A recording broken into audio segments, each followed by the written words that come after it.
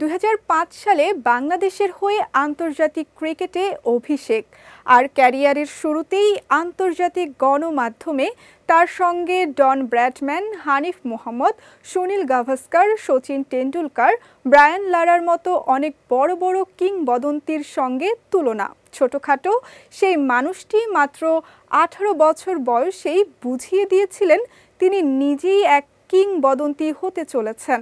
আসলেই ঠিক তাই।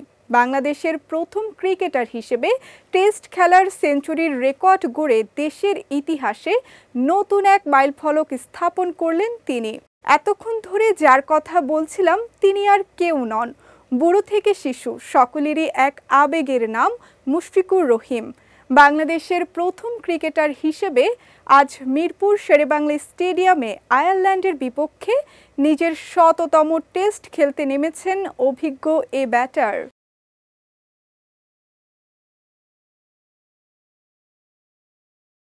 সাদা পোশাকের ক্রিকেটে বাংলাদেশের জন্য স্মরণীয় এ বিশেষ মুহূর্তকে স্মরণীয় করে রাখতে ম্যাচের আগে মাঠে আয়োজন করা হয় ছোট্ট অনুষ্ঠানের, যেখানে উপস্থিত ছিল তার পরিবার। তাদের সামনে সাবেক অধিনায়কদের হাত থেকেই মুশফিক পান বিশেষ সম্মাননা ও উপহার।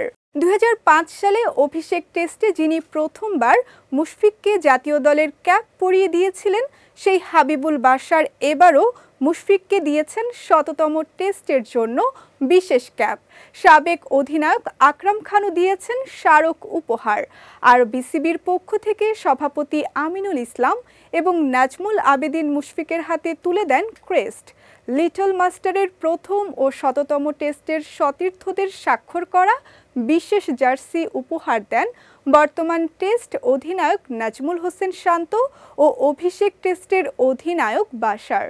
আন্তর্জাতিক ক্রিকেটে অভিষেকের ২০ বছর পর ১০০তম টেস্ট খেলতে নামার আগে মুশফিক বাংলাদেশ ক্রিকেটের ভবিষ্যতের জন্য শুভ কামনা জানান।